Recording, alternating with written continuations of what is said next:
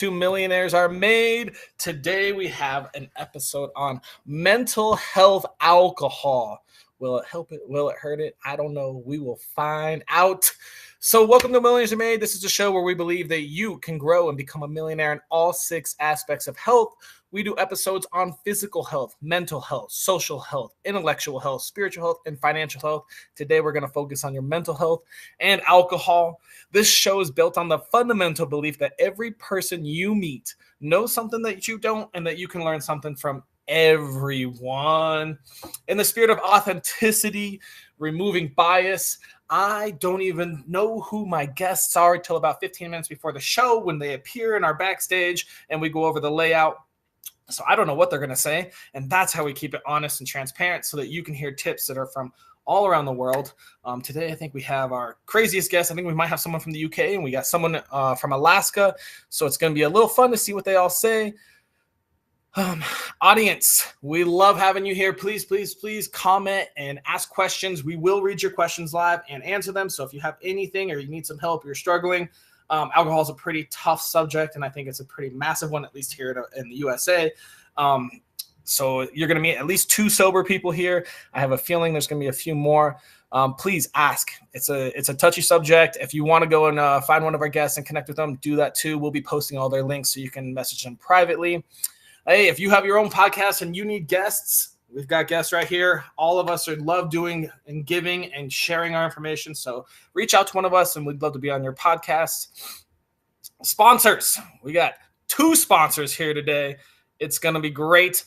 We have our infamous residual sponsor, the InstaFarm. This is a amazing little product that's about 2 feet by like 4 inches. It grows like 9 different types of microgreens. It's fully automatic. You fill the water once a week and you don't touch it, and you have healthy ass microgreens every single day.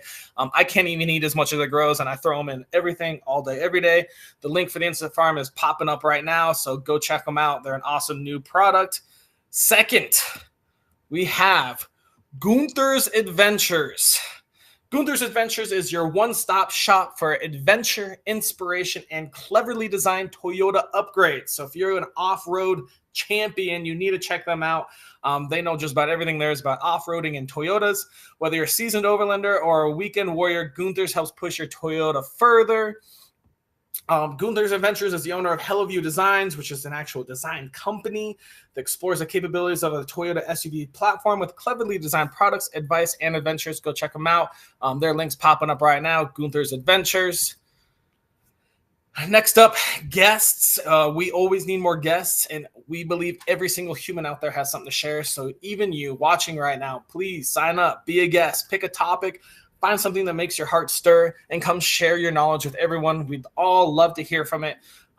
It's easy. The link's popping up right now. And on that note, we also need more topics. What's struggling in your life? What are you thinking about? What do you need to do? Maybe it's construction or doors or finding a job or interviewing or saving, anything, anywhere. Let us know. We will go out there and we'll find some experts on that topic that have some advice to share. Just give us the topics and we'll do it. We also have a free, if you like what we do here, I also offer free coaching. If you want to talk to me one-on-one about just about anything, that link's popping up. I do free coaching. I love to help and share and teach and do everything that I can with all the knowledge that I've learned.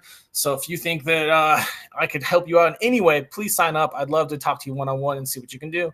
And obviously, we need all your help and support. Please subscribe on YouTube, TikTok, wherever you're watching us, Twitch. Like us, share us, and get involved because we love helping grow the world. And without further ado, we are going to bring our first guest, Sherri, out to the stage. Hey, Sherri, how you doing? Good. How you doing? I'm good. Hey, Sherri, who are you?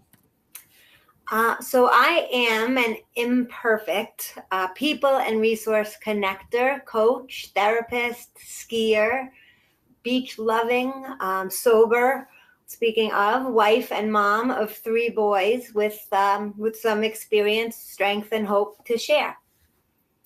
Awesome. Perfect. Well, you sound like you're going to be great for this next question. If I were to improve my mental health with alcohol, what simple piece of advice would you give me? So I'd say if you feel like your mental health is struggling, is difficult with alcohol, try some controlled drinking. That will give you an answer as to whether or not you are an alcoholic. Which is also very good to know. Alcoholism is, I would say, rampant in today's society, but there's also the people that just do it to be socially accepted and may or may not actually have the illness. So that is a pretty solid piece of advice. Almost everyone's like, oh, I could stop if I wanted to. And I guess it's time to put the rubber to the road and see if that's actually true. Well, Sherri, tell us where on your life journey did you learn this piece of advice? Well, I am now 45. I got sober when I was 19. Oh, that's impressive. That's a tough age to be sober. It was not going well. I don't think I'd have made it to 21. I'm one of these people who never even had a legal drink. I live in the States. I'm in Boston. I'm from New York. And I went downhill very hard, very fast as a teenager. I couldn't stop drinking or using drugs. And I ended up in a rehab, and at 19 you're in rehab. Okay. Yes. And that was one of the things, anybody can stop drinking. People do dry January, all this. Can you stay stopped? And that's kind of the question. There's plenty of people who are, may look like, you might say, oh, that person's an alcoholic. They look like an alcoholic, but from the way they party, but given some major circumstance in their life, their liver's failing, or they're getting divorced or losing jobs or whatnot. Those people can generally, given some factor, can stop or cut down and stay so. But people who are real alcoholics, generally, they try every possible way, drinking only this, drinking only on weekends, et cetera, doing dry January, but then they can't stay stopped. And I think that is what happened. I couldn't. That's very true. When I probably started to stop maybe like 8 years ago. So I'm 2.5 years sober right now. Oh, amazing. Probably 8 years ago is when I was like, man, I'm partying too hard, and I was one of those who was like, oh, I mean, I only drank with friends, right? But we'd always be together drinking. But I think the first thing I stopped was shots. I probably stopped those about 8 years ago. I was like, I'm not doing shots anymore. No more shots. And then it got to the point where so one thing I was really good at is I never drank and drove. So if I had the keys or planned on driving, one beer, maybe two, nope, I'm driving. I was really good about that, which is, I feel like, kind of lucky, because there's some people that want to be good at that.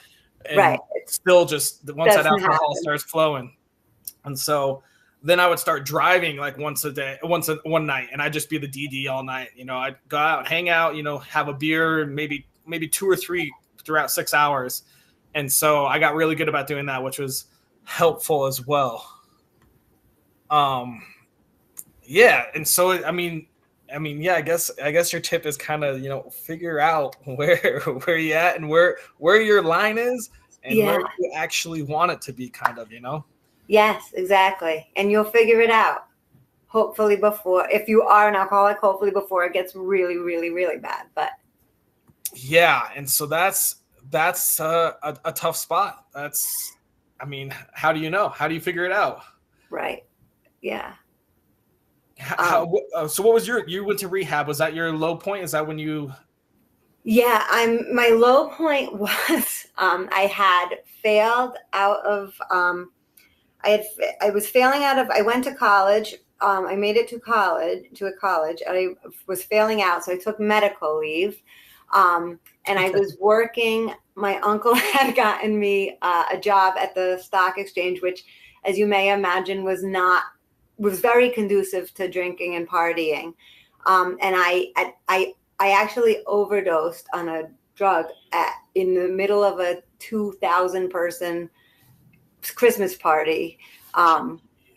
And my parents said, we're giving you one shot. They were waiting for me to die. They weren't really speaking to me much, but they said, we're giving you one shot. We're sending you to this rehab. And I ended up going, and then they sent me to another rehab in Delray Beach, Florida. I don't know if it was it's like the land of rehabs there.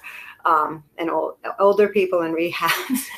so, so I ended up there, and I still didn't really want to be sober. I didn't know anyone. I mean, the people I met there, but as a young person, I thought, who does that? And I very, very luckily found a group of friends a few months in that were all sober, and 7 out of 8 of us, I think, are still sober. That's awesome. Good for you. All right, Sherri, thank you so much for sharing that. We're going to put you backstage and move on to our next guest. Hey, Duncan, how you doing? Oh, I'm always good when I'm with you. It's nice to be back. I'm glad to have you, man. Let's see, who are you? Answer that a little bit. So, my name is Duncan Baskaran Brown. I am a speaker, an author, a Morris dancer. I live in Oxford with a beautiful wife, a cheeky child, a couple of bonsai trees. I like falling off my inline skates. What I do all day, though, is, well, some people think that, you know, it's all about stopping drinking, but for me, it's about helping people to start living. Very cool. I like it. Okay, well, let's get to the nitty gritty. If I wanted to improve my mental health with alcohol, what simple piece of advice would you give me? Work out where your drinking is at. So what I would suggest is that people, either you can kind of keep a diary and you can use an app, you can do it kind of informally, or you can use one of the more robust diagnostic tools that are out there. We use one that was developed by the World Health Organization 30 years ago, and it puts people into one of 4 categories. So there's people who are drinking at the lowest risk. They obviously don't need to do anything. They need to pat themselves on the back. Then there's the people that are drinking at the kind of moderate risk. So they're drinking towards the government's recommendations or over the government's recommendations. And what they need to do is probably dial it back a little bit, you know, get a bit more control, cut out the drinks that they're not enjoying, the ones that they don't even notice because they're drinking it on Friday night watching Netflix and not really paying attention. Then you've got people who are at the more severe risk category. They're the people who are either drinking heavily at the weekends or they're getting into the daily drinking, usually in the evening, usually after they finished work. And what they need to do is probably something like a reset. So stop drinking for a certain period of time and then have a real solid plan about moderating their drinking if they want to go back to it. And then you have the very heavy drinkers right over at the far end who are drinking, you know, 6 cans of beer, a bottle of wine every day, or drinking very heavily 4 or 5 days a week. And they probably need to go sober and to say goodbye to alcohol.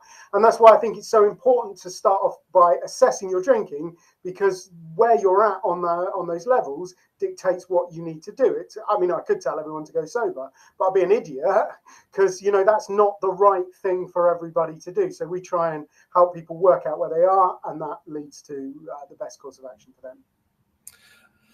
All right, Duncan, let's learn a little more. Where at in your life journey did you learn this piece of advice? Well, I learned the hard way that moderation was just not going to work for me. I devised all of these wonderful and pretty little plans for moderating my drinking and then ignored them after I'd had the first drink. And like it completely and totally went out the window. And I think that one of the things that really changed things for me was walking across the road. I was on my way back to work, and you know, I was waiting at the crossing, and I was just like this black void inside me just kind of like tried to swallow me whole. There wasn't anything in particular. I just got overtaken by these waves of sadness and fear and, you know, just blackness.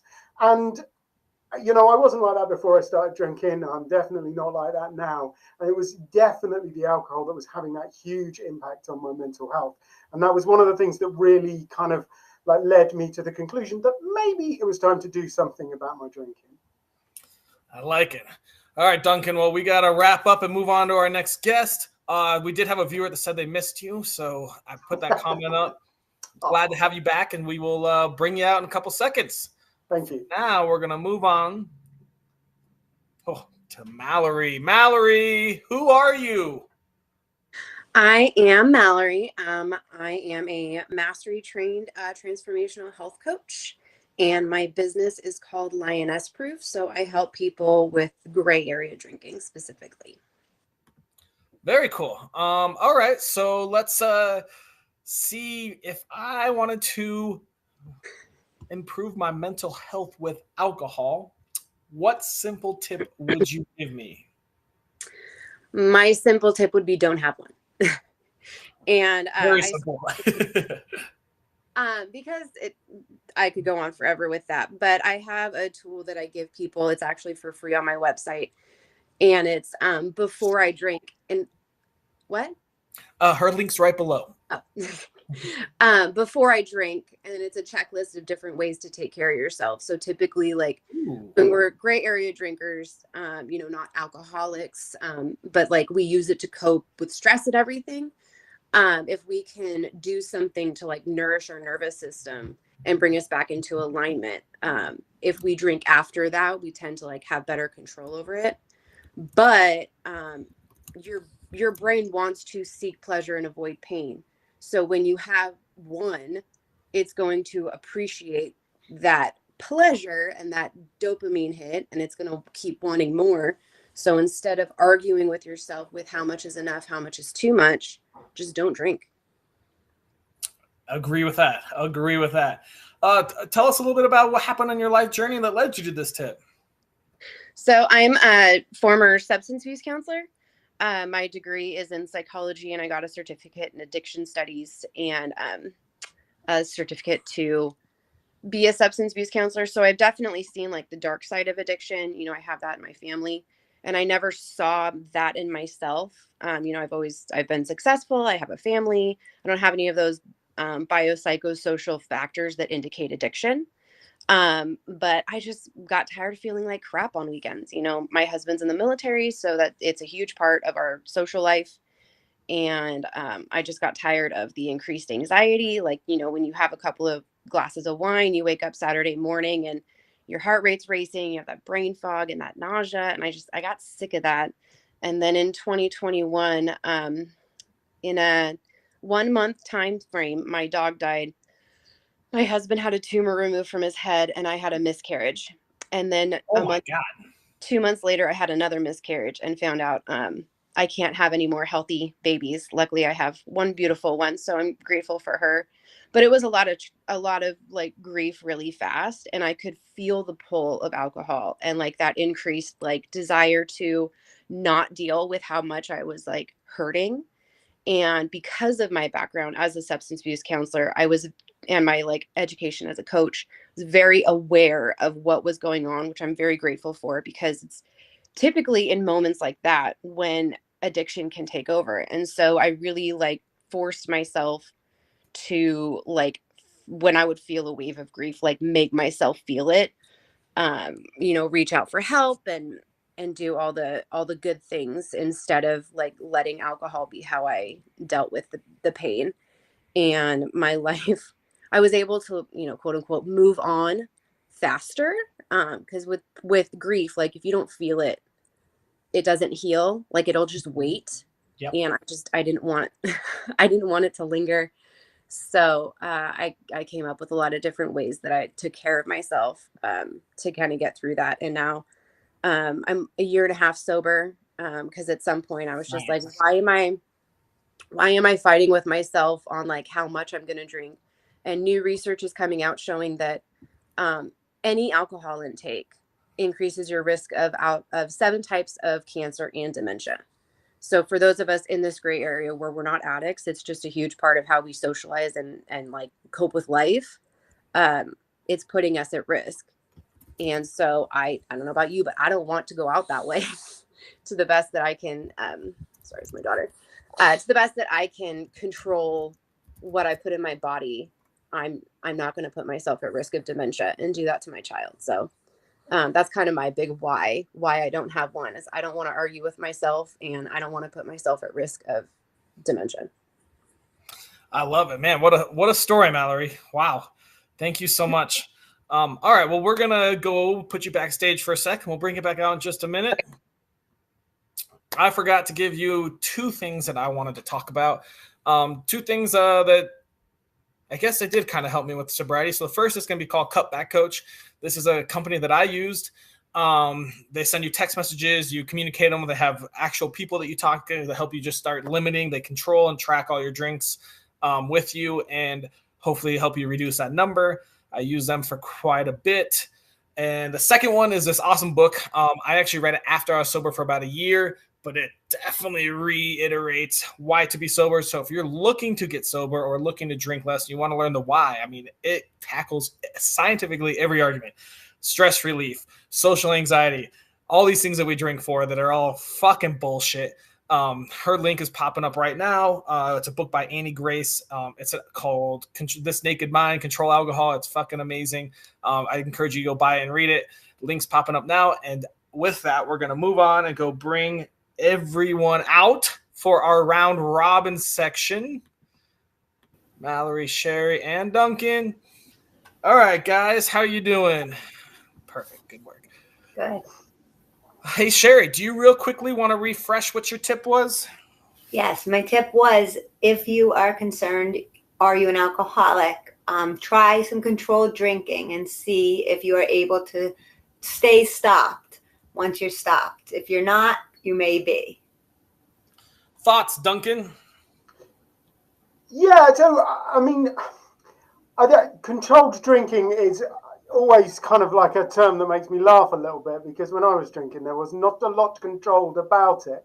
Right. And I think, it goes down to what I was saying. What you need to do is measure your drinking in some way. And, if you want to do that by trying to just have one, then that's a fairly good way of doing it. You have to be a bit careful, though, because some circumstances will change the amount you drink. Where you are and who you're with affects what you drink. So just because you can drink, one in certain situations doesn't necessarily mean you don't have a problem. Mallory, what are your thoughts on Sherri's tip? My thoughts on Sherri's tip? I think it's a good place to start.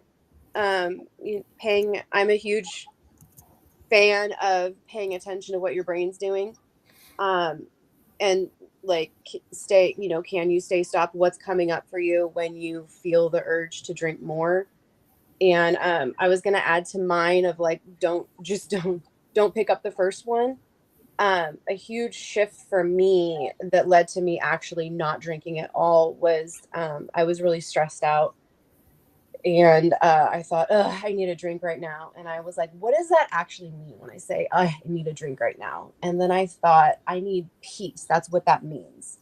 What would actually provide peace for me right now? Because it's not alcohol. Like, if we're all honest with ourselves, alcohol does not provide, you feel good for a couple of minutes, but it doesn't make you feel good. Like, it's poison in your body. It makes you feel like crap afterwards. So like, what would actually give you peace? And then go do that instead. So when you go sober, you learn a lot of that too, about, how you used to just use alcohol to cover up actually making your mental health better. It's kind of wild. Yeah. Duncan, do you want to quickly refresh what your tip is?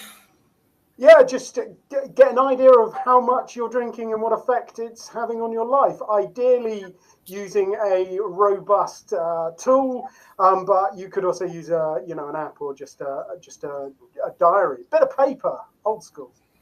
You could, yeah. I mean, Cutback Coach, I would recommend, again, is one tool that I use. It's digital. Mallory, what are your thoughts on that? On the using a tool to track your drinking? Essentially, yeah, on Duncan's tip. I think it's I think it's a good starting place. I would agree, because for me, I didn't just say I'm not going to drink again, and then I never drank again. Yeah, it was a journey for me to get to zero. But I think that if I had a coach to work with on it, it would have taken instead of 2 years. I think it would have taken me 6 months. So I think it's a good idea to become aware of what your triggers are, what your internal dialogue is, what your excuses are. to drink. I think that it's a good place to start for that. Sherri, what are your thoughts on Duncan's tip? I also think it's a great place to start. It reminded me of this friend I had who she'd say, I'm just going to have a drink. But I had noticed that I never said anything. I noticed her a drink was 2 shots and 1 beer. That was like the algorithm.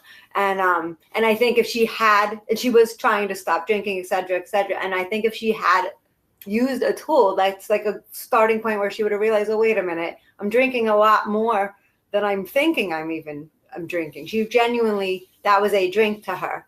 And so I think it's data is always a great starting point, especially if you're not even necessarily certain you have a problem or are just not even aware. Like Mallory's talking about, becoming aware is a huge factor.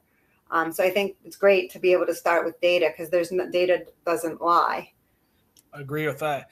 Hey, Mallory, do you want to quickly refresh what your tip was? My tip was just to not have one. Not have one. All right, Duncan, what are your thoughts on that? Love yourself in another way. And you only get one brain in this world. Do you really want to shrink it? Whoa, clip that. Duncan, what are your thoughts? So just in terms of own and don't have the one, I think that's, it gets to something that's really vital and quite misunderstood by people. A lot of people think that not drinking is hard, but actually trying to control your drinking, trying to drink in moderation is much harder because you have to go through this dialogue, like, am I going to drink tonight? How much am I going to drink? What am I going to drink? Am I going to stay if I drink my quota? How much do you have to drink before it's socially acceptable to have a kebab? You have to have all of these discussions with yourself, which is mentally quite taxing. And that's just working out what you're going to do. Once you've worked out what you're going to do, you've got to do it. And the problem with alcohol is it shuts off your prefrontal cortex and then all your plans get thrown out. Also, I learned recently, which I think it's funny, I didn't learn this in college when I was studying this stuff. Did you know the actual feeling of being intoxicated is your brain's response to poison? Like it's your brain filtering the poison out. I find that really disturbing. And a hangover is just withdrawal from your addiction. Yeah. Sherri, what are your thoughts on Mallory's tip? I think that it's very on point. If you don't have the one, you don't start any sense of craving. There's, as Duncan was saying, there's a lot less to calculate, think about, and then think about and do. I think it's easier said than done for people who aren't aware of all of this.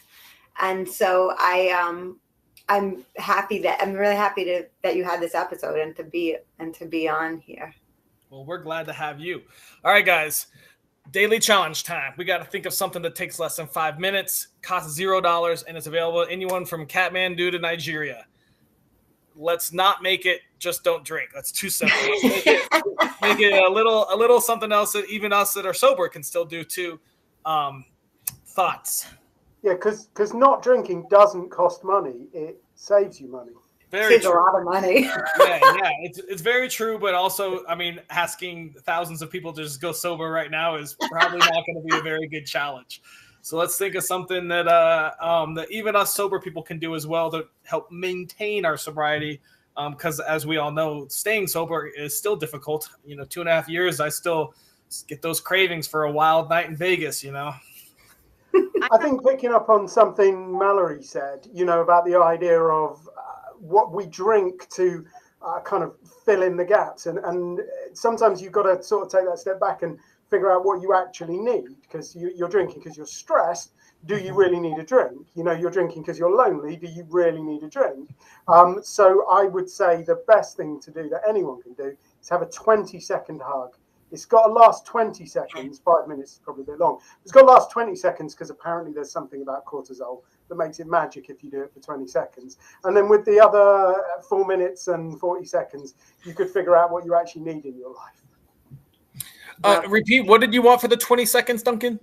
Have a hug. Get somebody to give you a big old hug. Ooh, very interesting.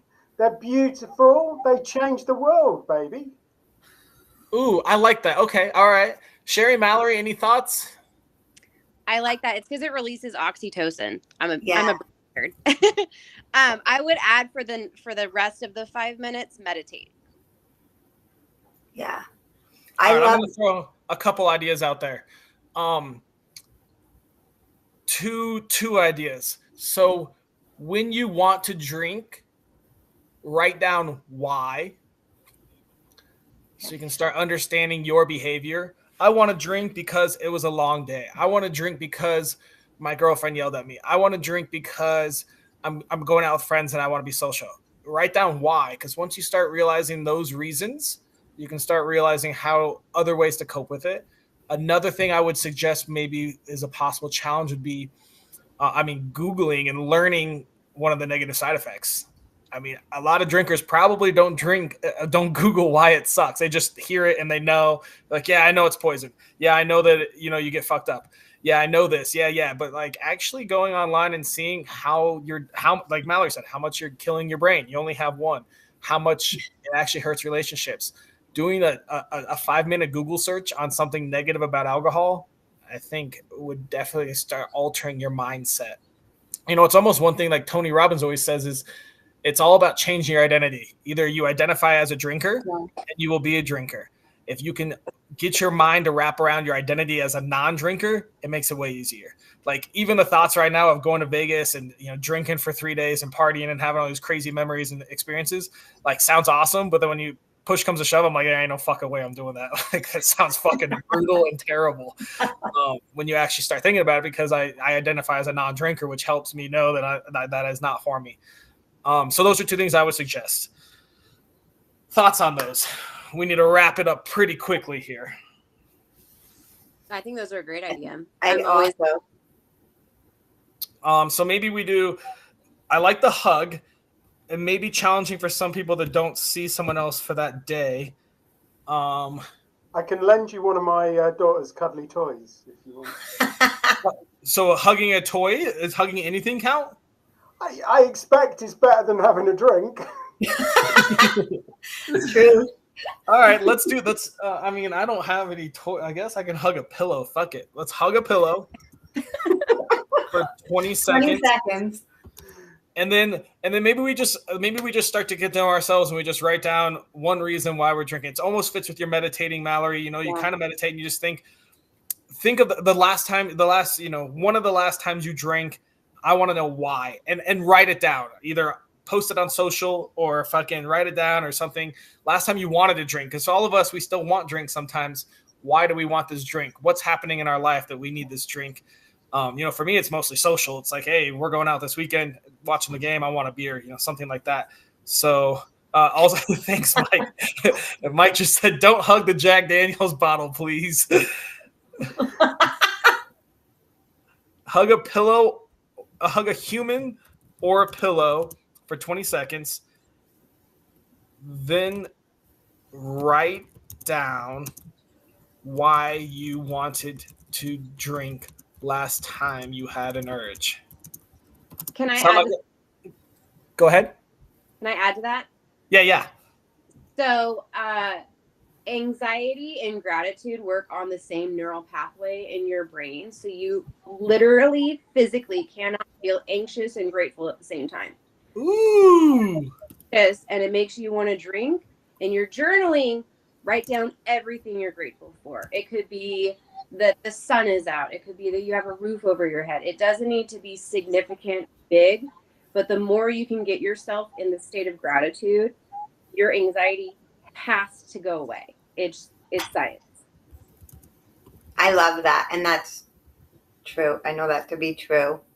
All right. So we'll write down something we're grateful for, reason why we wanted to drink last time we had the urge, and we will hug something that's not a Jack Daniels bottle. But hopefully it's like a pillow or something like that. Hopefully it's a human. Goal is a human. But if you don't have a human around that day, if you worked 20 hours or you were traveling or something, I don't know. Or maybe you have other issues you don't want to deal with, then go hug a pillow, and at least that'll be better than having a drink. Awesome, guys. Well, we did our work, and we got our challenge. Thank you guys so much for being guests. It was a lovely episode. It is now time to wrap it up, so I'm going to put you all backstage.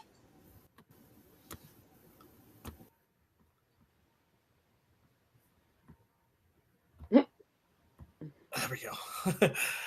Well, thank you so much again for watching the episode of Millionaires Are Made. Sounds like a lot of it is going to be difficult. We know going sober and alcohol is super challenging. Luckily, we had 4 guests that have done it. So if you have questions or need help, fucking ask one of us. All of our links are posted below. We had sponsors from Gunther's Adventures and InstaFarm, so go check them out, support them so they can support us so we can keep doing this. Free coaching. If you are struggling with sobriety, hit me up. I'm developing a coaching course. It's all going to be free to help people get sober and learn how and why alcohol works. We posted some links to some books and some other ones. Cutback Coach is one that I use. It's a text message. You text them while you're drinking to a real live person that helps you reduce it. It's pretty awesome. Go check out our guests. They all are going sober. They all can help you out. Follow them on Insta if you're a little cautious or curious, and just see what they're posting. Just start learning. I mean, one of the biggest things is surrounding yourself and identifying as a non-drinker. So liking and following people that are sober and lead a sober lifestyle can start with your mental shift away from drinking alcohol. Hope you all enjoyed it. Hope you all learned something. Come back next week or in 20 minutes for our next episode. And feel free to go check out our link for all of our episodes. I think this is episode 42, something like that. So we've done quite a lot. And please sign up to be